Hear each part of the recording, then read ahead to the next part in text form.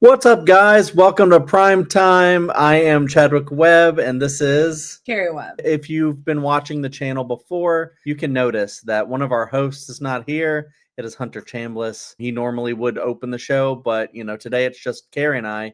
The reason being, Hunter's been working a lot. He's just had a really big influx of work, so he didn't get around to watching a lot of the movies that are in for today's video.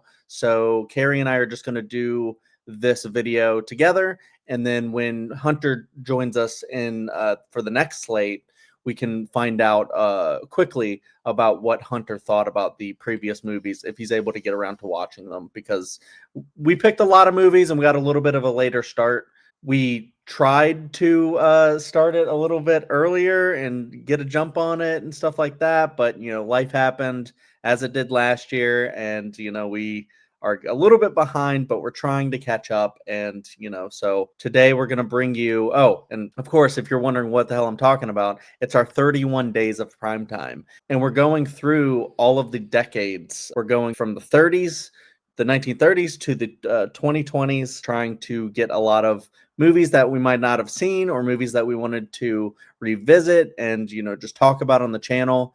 And so now we're at the 50s and the 60s. We did the 30s and the 40s before. If you want to go check out that video, we're excited to get into these decades. So we have 6 movies for you. I don't want to say if they're great or not, but Carrie and I will get into discussing them. We'll rank them at the end, and then we'll keep our ongoing rankings for this series to where when we get to the end, each of us, all 3 of us, will have our own ultimate rankings of all 32, I guess, movies, and then we'll probably compile just one large ranking of everything, as we did last year with the 61, which was a really big task, and that bled into November, and I'm hoping that this one can kind of stay just in October, but as you can see on Carrie's face, it probably won't. We're already way behind schedule. We're very behind, but hey, we've been enjoying some of these movies, so let's go ahead and get into talking about them.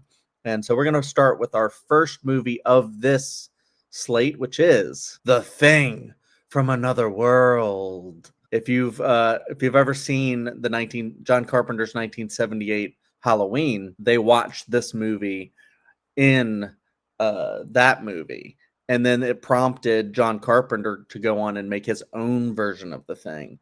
But this, The Thing from Another World, is very different from the John Carpenter one. If you've seen that one and you think it's one of the best movies ever, or whatever, this one is just very different.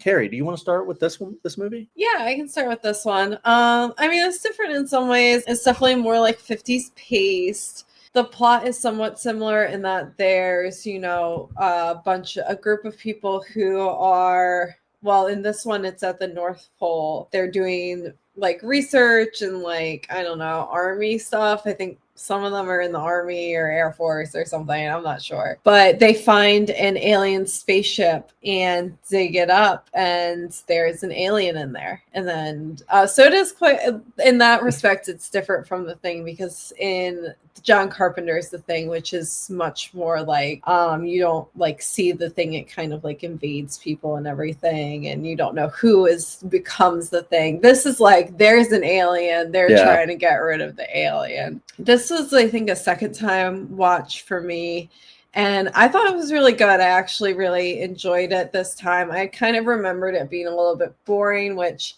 is probably true, but I don't know. I think the characters are good enough. This one has some women, which is nice. Right.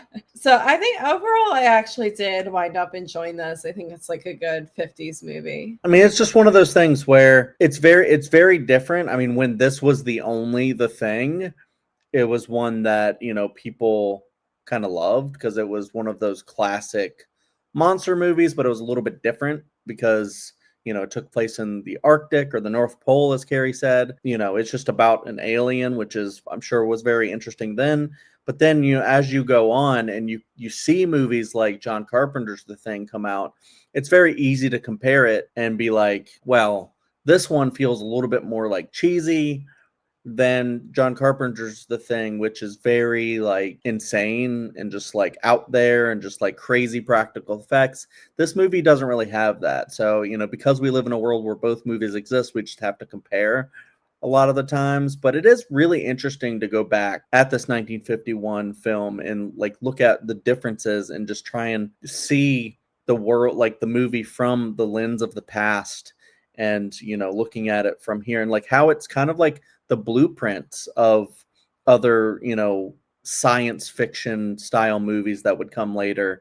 When we've covered, I feel like on the channel we've covered other science fiction movies like Dr. X and stuff like that, that talks about the unknown of science and what's out there. And yeah, I like how they explore this one. It's so different in the way that it isn't about the paranoia of mistrusting who's around you and stuff. It's about people banding together to try and figure out how to stop this threat. Also, like in its own way, a very creepy threat, because they find out, I believe, that the alien is like plant based, and they're just trying to find ways to defeat it. It's kind of like another movie that we will get to in this very slate that we're in right now, and that they find something that came from outer space that's just like attacking, and they're trying to learn about it as they actually, that must be a big theme of this whole 6-movie slate right here, are just creatures that people find that they're trying to figure out how to defeat, and then they do. And this one is kind of a slow burn in that way, where it's just a lot of these scientists and soldiers and stuff trying to get together to solve this problem. And some of the imagery is just really striking, like when they form the circle outside and they suddenly realize that this is a UFO, that this isn't terrestrial.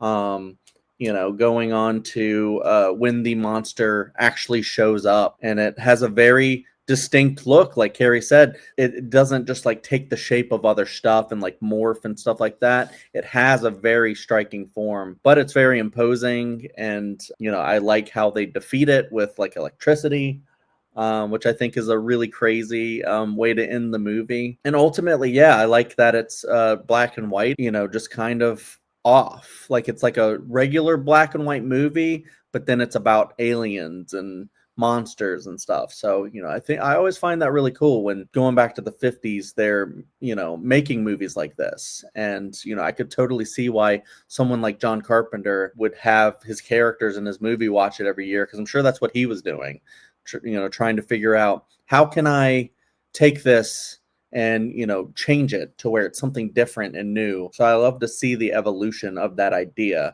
kind of like the idea of if we were to look at the invasion of the body snatchers and how that has evolved throughout time and stuff. So, but yeah, I like this one. The pacing of it is very slow, but it's one of those where I think if you're really interested in hearing them talking about the actual science of it, and like creating the science fiction of the world, and what this alien is, I think you might actually really enjoy it. So check it out if you haven't. If you don't love this one, you probably will love John Carpenter's The Thing. So you ready to move on to another film? All right, so let's go to the next one, which is The Creature, or just Creature, I guess, from the Black Lagoon.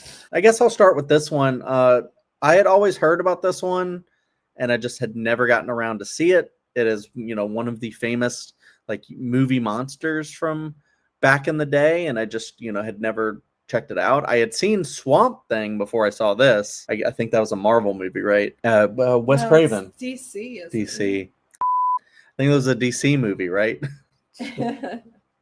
I'm just gonna cut all that out. Okay. That was a Wes Craven movie, but this one is going all the way back to the 50s. It's interesting. I mean, it's another kind of like scientific mystery, where it's people going around noticing like little like arms that they find in the rock, and then they're just bewildered by what this is. They go on kind of like this expedition to find more.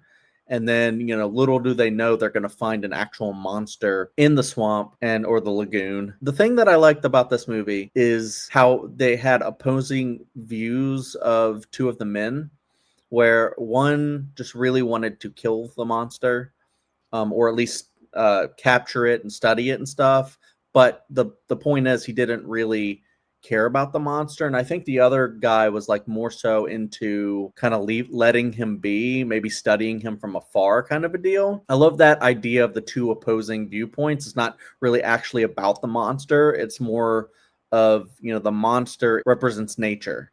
And, you know, you get to see someone who doesn't respect it, wants to, you know, kind of like people who want to drill for oil and just kind of do whatever they want and exploit nature for their own benefit. And then you have someone else who's like, this is beautiful, but kind of scary too at the same time. And maybe we should just kind of look at it and not, you know, actually mess with it too much.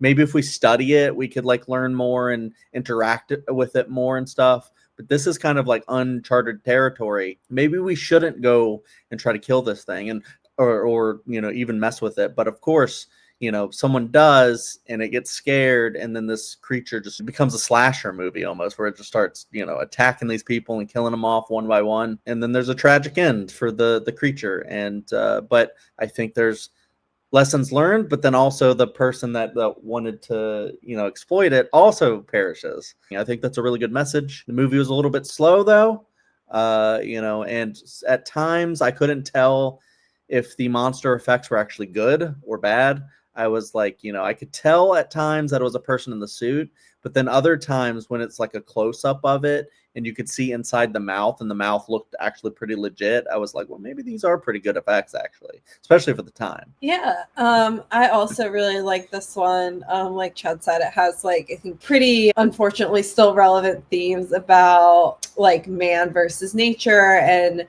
man's attempts to domineer over nature, and how that's kind of a futile attempt. So I thought it was really good. I thought the acting was really good. I like the design of the creature in this. I think it was really cool. There were some really cool shots too. Like there's a shot where they trap the creature kind of in an underwater cage, and they just keep, the creature is like slowly escaping. They keep doing like a close up of the creature just like staring and tracking everything that's going on. I thought that was actually like a little bit creepy and scary. So I really like this one. I thought it was really cool. It's nice that I think now we've watched like most of, at least the first of the classic monster movies. This was kind of like the last one of like the classic Universal monsters. You know, there's some other, I think that there's some like Phantom movies and like Jekyll and Hyde maybe, but I think these are really like the classic monsters, and we've kind of like at least watched the first movie of all of them, which is really awesome. It's like checking things off like little blind spots off our list. Yeah, I mean that's definitely a good point. I mean, that's like, you know, the idea of kind of like seeing a little bit of each of them, but then, you know, now we could go on and like check out the sequels and, you know, the Hammer films. I will say that I do agree with you about the monster effects, but my point was just that sometimes you could tell that it was a person. But honestly, you'd probably rather that than, you know, it's just CGI. So a lot of the times, I mean, unless it's like really good, like CGI mixed with practical, but you know, here you could tell. Although you look at Godzilla and stuff like that a lot of the times, and people are like, you know, I prefer the Godzilla that's a guy in a suit as opposed to the big CGI ones, I guess, unless you get to something like Godzilla -1. Yeah, this is definitely an interesting one. Any last thoughts? All right, I guess we're moving through this. Let's move on to the Blob. Not the 1988 one, but we're still in the past, in the 1950s. The 1950s, The Blob. This is definitely one that I've always heard of, even before I was super into horror, just like heard or seen clips of and just heard people refer to The Blob. That's one of the classic horror movies, and I just never got around to see it. What do you think about this one? Yeah, this one was good. There's some, I'm trying to think, like Steve McQueen's really good. I'm trying to think of positive things to say. Okay. Wow. I mean, it was good. I don't know. It's a big blob going after. I thought it was interesting. You know, there were some themes though that I thought were, again, very interesting. Unfortunately, still relevant today. Like, so all the teenagers basically have, or at least some of the teenagers have in this movie have experienced the blob firsthand, and they're trying to warn everyone else in the community about it, like trying to get the police on board, trying to convince people. No one's believing them. Yeah. And like I can't remember. I feel bad because it's been a like a week maybe or more since we watched this movie. I can't really remember as well as I want to. But like Steve McQueen has some lines of dialogue about like, how are we gonna like convince, like trying to convince people even though there's not really any concrete evidence, and just trying to show people like what exactly is happening and what to do, even though that no one believes them. They're still going to try to, like, all the teenagers are still going to try to find this thing and protect people from it. I don't know. I just thought all of that was very interesting. It reminded me like a lot of like, you know, Don't Look Up and our real climate change crisis. So, and a lot of other things in our real life that, you know, are like, these are the facts and these are what happened, and trying to warn people about things, and like, you know, no one's listening. So unfortunately, I think a lot of still relevant themes today. Overall, I think a good movie. I'd like to watch this one again and get like, I don't know, I guess just a better feel for it. Yeah, I definitely agree with you. Honestly, didn't really like think all about a lot of that you brought up. So, you know, that's why I love the discussion, because I didn't think about it as like, you know, relevant to today, but like that is definitely true, where, you know, right now you have so much of the old guard in charge of everything. You know, the president is old as hell. So many other people in government are old, and yet you want, you know, to see like younger people come in and have fresh new ideas. And yet a lot of the times people will act like, you know, you're too young. I mean, even if you look at like, you know, sorry, getting really political here. If you look at the New York City mayoral race right now, you have a really old guard person going up against a fresh young person. And then the old guard guy is basically like, this guy's got no experience. He doesn't know what he's talking about.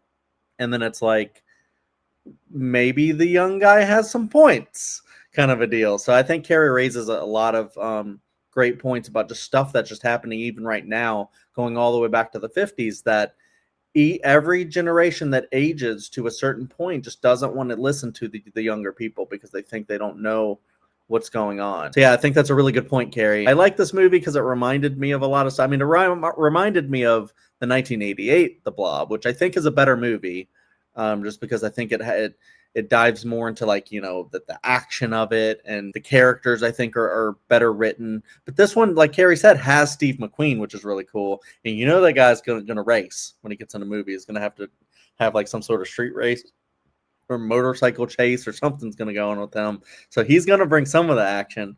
But yeah, it's really cool to see him like young in a movie like this. And but yeah, it also reminded me of like Men in Black, with like the creature coming from space and like, you know, attaching to someone or taking someone over. And just the idea of like some creepy substance coming up and attaching to you and then consuming you is just creepy. So, you know, while I'm not sure if the, you know, execution of the movie was, you know, the best, and it, you know, was like not like maybe the most engaging, there were times where it's just really creepy, and just like, you know, you see someone just sitting there reading, and then you all of a sudden you see the blob oozing through the vents, and then you're just like, it's not going to end well for that guy, and no one knows how to stop it until they do. And it's just really interesting to see how they go about figuring that out. And one of like, I feel like classic scenes is like, you know, just the people in the movie theater watching another classic horror movie,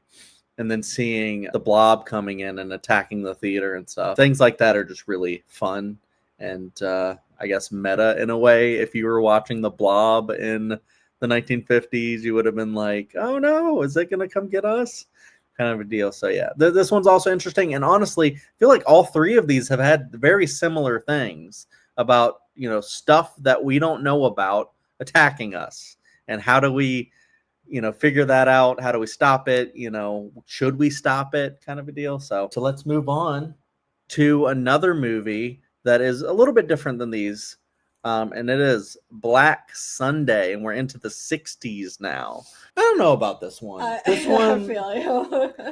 this one, I just don't know if it's like too just like detailed about like trying to think about like the cultural like significance or the cultural, I don't know what I'm trying to say, the cultural like details of it that I don't really know about, but it's just very like into like the one lore, but it reminds me a lot of like The Mummy. I think it was kind of cool when you had like, I think she was a witch. I think she was a witch. She was like a witch or something, but it's like instead of burning them at the stake, they put a mask on them that had spikes on it, and that's how you're killed. And it's like, it's kind of like Hocus Pocus in a way, where it's like, I vow to come after you later or whatever. I'm gonna haunt you, kind of a deal. And I mean, that's what happened. She comes back with her like minion or something, and then tries to take over someone else, and that looks just like her. And then keeps going until she almost defeats her, and then at the end she gets what's coming to her. I just feel like there's really not much else to it. I mean, this was Mario Bava. Yeah.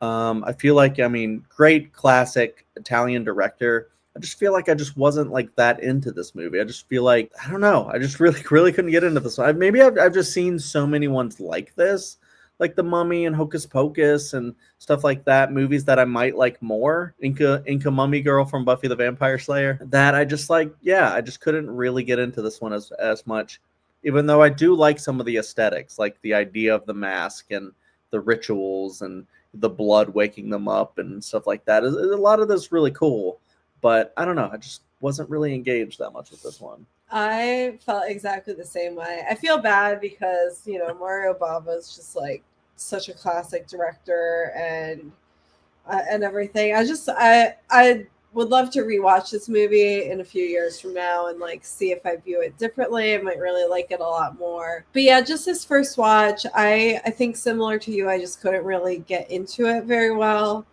And I like, the thing I thought was like there were some really striking visuals, which were really cool, and like and cool concepts. But yeah, I think unfortunately I also just couldn't get into this one very much, and I wasn't the biggest fan of it. Yeah, I mean, maybe one time, even on the channel, or over on my other channel. I don't know. Maybe we can do like a thing or a roundup or something where we talk about Mario Bava films down the line, and just kind of looking at his filmography a little bit more, and then seeing if maybe there's things that we just didn't notice in this movie that are brilliant and stuff, because I'm sure there are. I think this is a pretty well liked movie generally, but Carrie and I just couldn't get into this one, unfortunately. All right, and let's move on to the next one, which is The Birds. Alfred Hitchcock's The Birds. Still in the 60s here, and this is a good one. There's not many Alfred Hitchcock movies that I've seen that I just didn't really like or love. I feel like there was one, I'm not remembering the name of it, but Sabotage? That sounds right.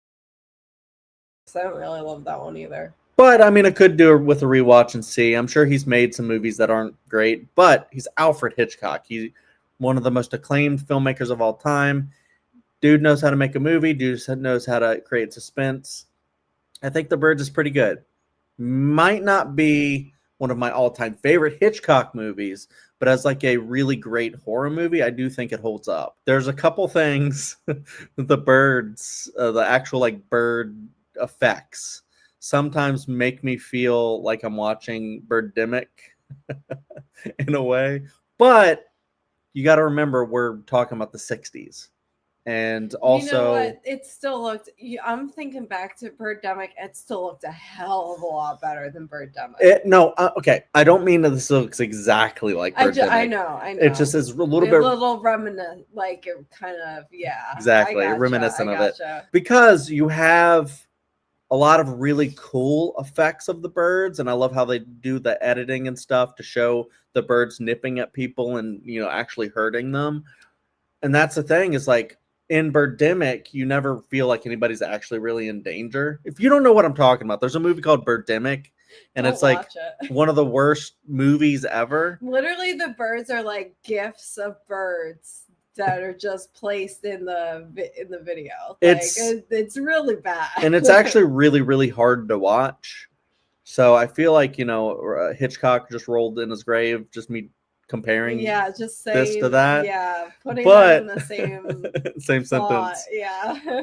But, to my defense with that fun comparison is that there's sometimes where the birds just kind of look like they're superimposed on the screen. It's a stylistic choice. I think it works either way. I just think it's funny to compare the two. That being said, this one has a really good story. I like the idea of the burgeoning romance with the lovebirds that are, the main woman, Tippi Hedren's character is going to bring to the guy she just met, his son or his daughter. No, his sister. It's his little sister? Yeah. I thought that was his daughter the whole time. I know, because he's old and she's young, but it's his sister. It's his little sister. I thought it was his daughter. Okay. So it's his. He is certainly old enough to be her father. So that the older woman is both of their mother. Yes. Oh my God. Okay. Oh, all right. Interesting. But I mean, the dynamic is that they would make a cute little family. Wait, no, that's not a daughter. It's a sister. Yeah. This changes the whole movie for me because I don't I'm know like, where you thought she was trying to like make a whole little family. yeah. No, it's just his sister. She's just trying to get with him. Okay. Yeah, no, I watched this in a different way, I guess. I don't know. When I watch movies, sometimes I don't understand relationships of characters. So I'm like the whole time, you know this about me, right? No, I know. Where I'm just like, wait, that was that guy? Like, just Yeah. it's kind of a deal. So all right, my bad. I'll leave this in because this is just a really funny misunderstanding that I had about this movie, and I've seen it a couple times. So I don't know. But now I think it's a justifiable conclusion. I will say it's really cool that the little girl, she's still a little girl, even though he's the sister, not the daughter, is played by Veronica Cartwright from Alien. Yeah. Which once you know that fact and you've seen Alien, you can't unsee it, and you're like, oh my God, look at her. And she's pretty good in this. She's really great. Yeah, she's really great in the movie. She's really got that fear going on. No matter how the birds look, she always looks really scared. Yeah, I don't know. I love the idea of the mom not being super into like anybody that this guy is trying to get with. And so there's a little bit of butting heads there, but then, I feel like, the romance, is so strong that, she gets won over. And I love that the building of these characters throughout the story in the type of movie that it is, which it is a disaster film where there's a natural disaster that's happening that the birds are suddenly attacking. And it's like there's one story going on in the middle of all that, and then the birds also happen to be attacking. And so, I think that's kind of fun. I mean, it's kind of like, Titanic, where there's a building of a romance, and there's also shit going on around the romance. And, I like that about the movie, and I think it's really cool. I like a lot of the side characters and stuff, too, like the guy that's in the bar getting drunk. And then, he decides to drive. He's like, I'm driving down that way anyways. Let me finish this drink. Yeah, you have a whole, town of characters, and it's really well written that way. Yeah, I really like this. Like, I love this movie. Watching this is, I don't know, maybe our second or third time watching this movie. Mm-hmm. And I know from what I was telling Chad this while we were watching the movie, and we only had like 20 minutes left, and they were just getting to like kind of the third act and where they're all in the house together and kind of trapped in the house. And I was like, for some reason, I thought this was the whole movie. They were like trapped in the house basically the whole time. I'm glad I misremembered it though, because it is a really good sequence in the house, especially when she goes in that room and she's getting like eaten up, and it's just really tense and scary. Yeah, and then they have to rescue her. I thought she was going to be dead. Yeah, in that room. So yeah, it's really good. Like Chad said, all the characters are fantastic in this. They're just like really well written. Full, like you have not just Tippi Hedren's character, but the guy, I don't know the guy's name, but his Mitch, yeah, his mother, she's really well written. Because there was that one point where I made a joke where I was like, did she just call him a bitch? Yeah. No, his name's Mitch. Annie, I think, is the school teacher's name. She's really great. I don't know. I really like this. Like, all the dialogue between the characters is great. Their relationships to each other. I really liked the character of Mitch's mom, who, like, she kind of has this, like, heart to heart with Tippi Hedren, where she's like, my husband died and he did everything for me. I don't know really how to function without him. And you kind of see that's like the source of all her anxieties. Like, she keeps talking about different things about her husband and everything, and how she's like not really functioning very well without him. And she keeps going back to, I'm so worried about my daughter at school. I'm so worried about my daughter at school. And like, you can kind of see that she relied on her husband for everything. And like, having him missing, it's like made her so insecure and so anxious. And that's like where all of her like kind of behavior towards Mitch's girlfriends, it seems like, is coming from as well. I don't know, I could just really relate to that. And I thought it was really interesting, and like something I really had never gotten out of this movie before. It's got those layers that you can watch it differently every time. And that scene at the end with Tippi Hedren, the whole movie, she's pretty strong. She's like going through it. She's like kind of helping take care of business and everything. She's like making sure the school children are getting home okay, and like not being attacked by birds, and trying to get the word out and everything. But then she like gets to this last scene where she gets attacked by the birds, and it's just so well done. Like, you feel like you're in there with her, and like how it could be that, because she's at the door, like her hand is on the doorknob, but she keeps falling. The birds are so pressed up against her that she keeps falling back against the door, and she can't get it open. And you can understand, like, you can like feel how she's like everything's crushing on her and overwhelming her, and she can't even like get to the door and get it open enough. And it's like very oppressive, and you can like totally, I think, see how that would happen. And it's pretty scary to think about, especially because there is a scene, or there's multiple like people who have actually been overwhelmed and killed by the birds at this point. Especially, so it's a real possibility. Especially Mitch's ex, who dies saving his sister. Yeah, I don't know. This is the first time I've watched this movie and like really, really liked it, and really thought it was really incredible. And when you talked about the change of the mother from her like kind of, selfish ways, and you understand where she's coming from, it reminds me of, Encanto. Oh, yeah. Okay. All right. I was like, is it going to make sense if I say Encanto? No. That makes sense. With the abuela. Yeah. All right. So, Alfred Hitchcock's The Birds is pretty good. So Hot what? That was a joke. Alfred Hitchcock's Birds is pretty good. Yeah. I mean, definitely a classic, in capital C classic. And so, check it out if you haven't seen it. Do some more Hitchcock watching, because he's fantastic. Last year we watched. What did we watch last year? That was brilliant. North by Northwest. Strangers on a Train. Oh, that's what I'm thinking of when I say North by Northwest. Strangers on a Train. We watched that one last year, and really that ended up being like one of our favorites. So that's going to rank really highly too on Hitchcock. But check Hitchcock out. And so without further ado, let's get to our final movie of the slate, which is Repulsion, Roman Polanski. I mean, honestly, if we're looking at Hitchcock and Polanski, both creeps kind of a deal with how they treated women and stuff like that. Polanski worse. I think yeah.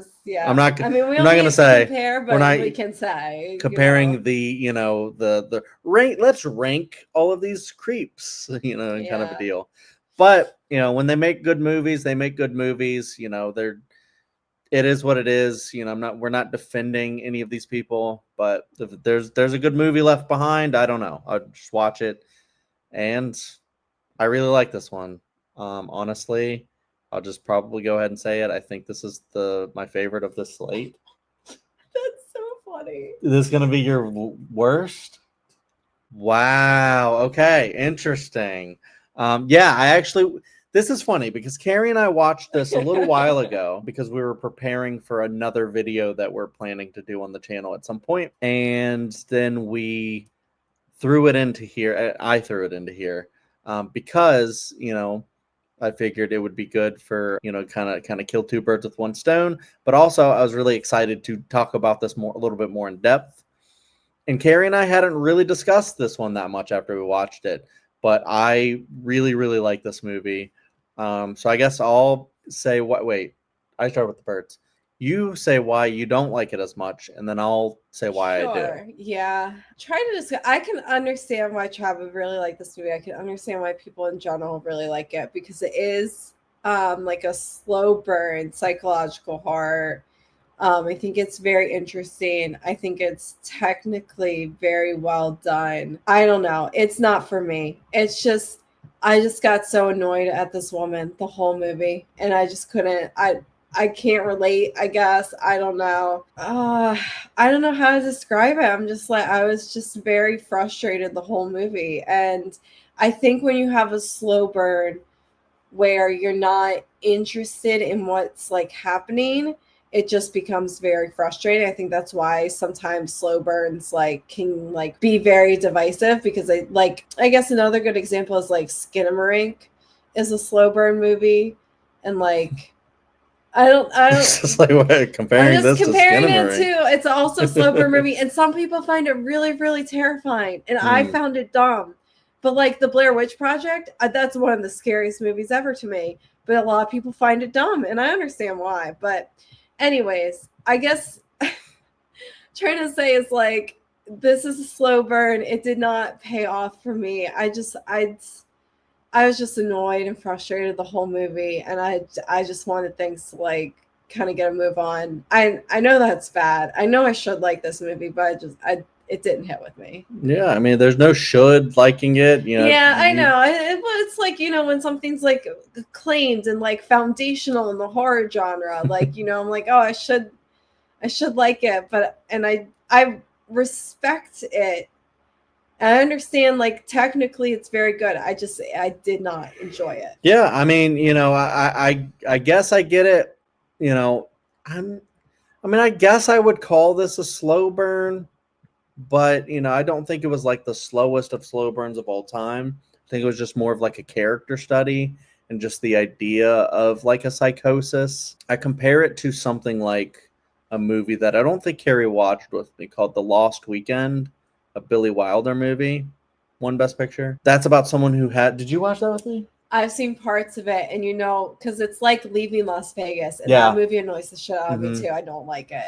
Yeah, so I guess maybe that shows kind of a pattern of something Carrie doesn't like, and it makes sense because you're not supposed to like this kind of a thing, but it's a real thing that happens to people where you have some sort of debilitating sickness or debilitating mental psychosis or mental block that you just can't get around. You have some sort of addiction or some sort of sadness or form of depression or a very big aversion to the opposite sex or just men or just something where it's maybe a force that you think might do you harm, and so you fear it or you want to stop it in its tracks kind of deal.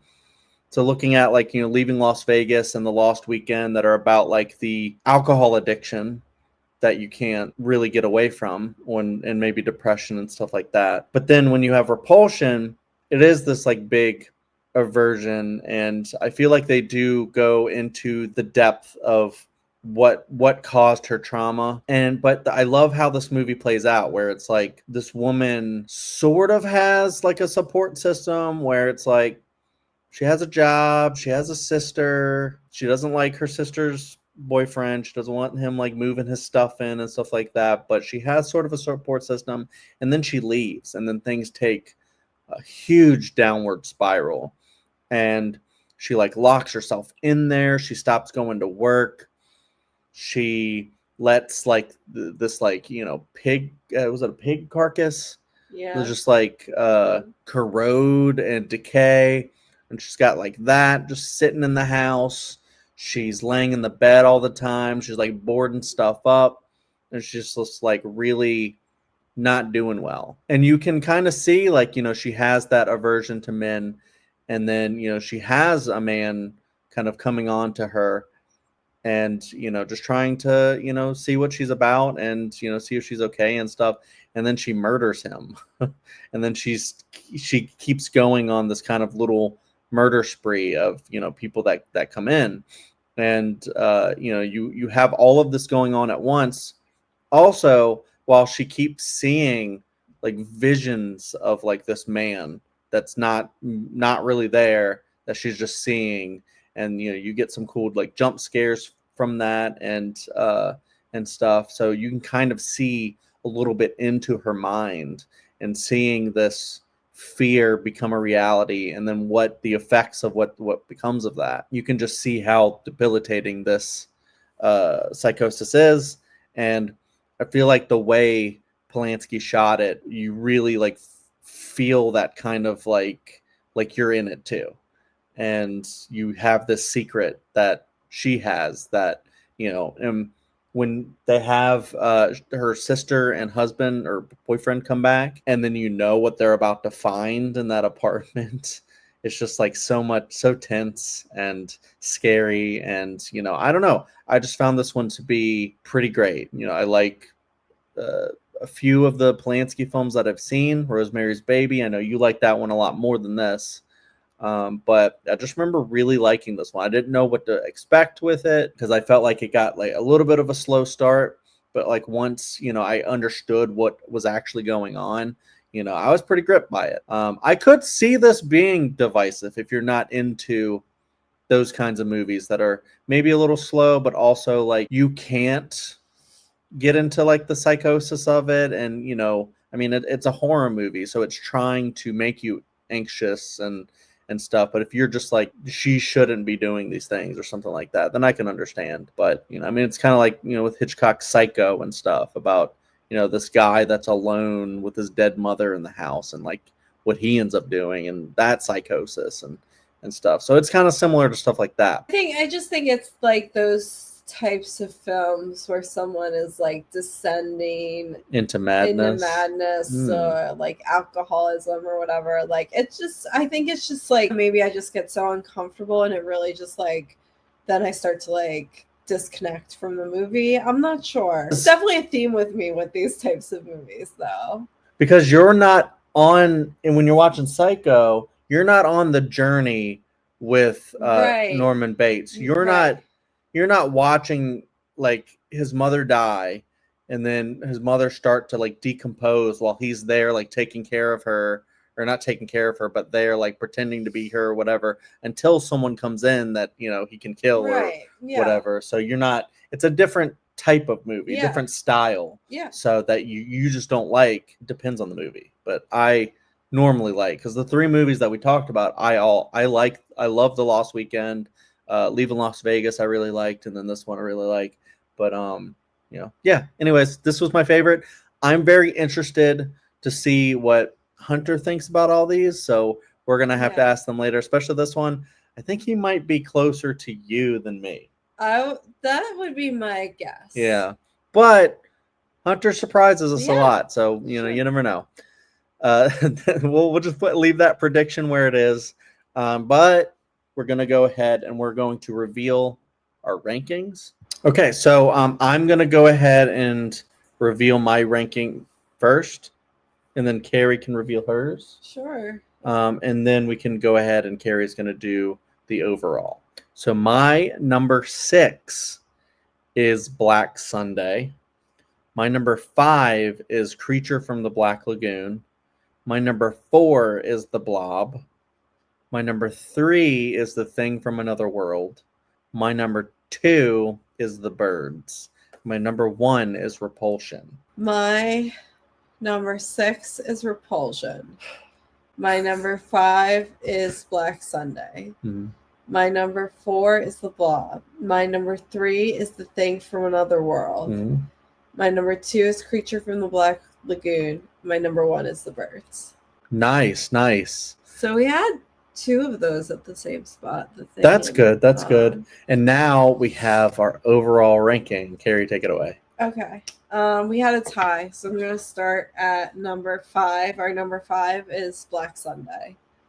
Our number 4 was The Blob. Our tie for number 3, Creature from the Black Lagoon and Repulsion. Our number 2 was The Thing from Another World, and our number 1 was The Birds. That tracks.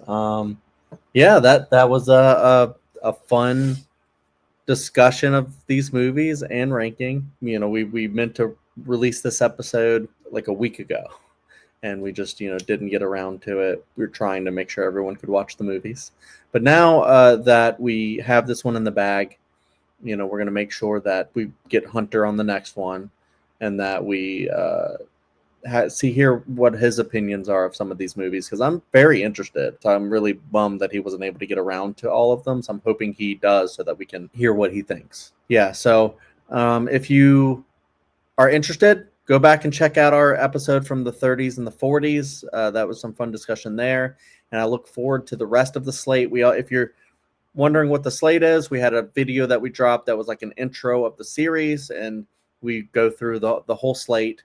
So watch that video if you're interested in what we're talking about and like what we're trying to watch. Check out all the other videos we have. If you want to go back and watch our 61 days that we did last year, that one was like a really interesting series. One of my favorite things I've ever done streaming, because I thought it was so fun. We had such great discussion about a lot of those, because I just love going back and checking out like classic cinema a lot of the times, broadening my horizons with that. And we did some talk about Buffy the Vampire Slayer, because it's our favorite show of all time, and Hunter is a really big fan of it now.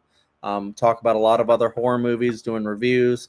Hunter started his new series called Horror Headlines, so check that out. He tries to do it every week, talking about the new horror stuff.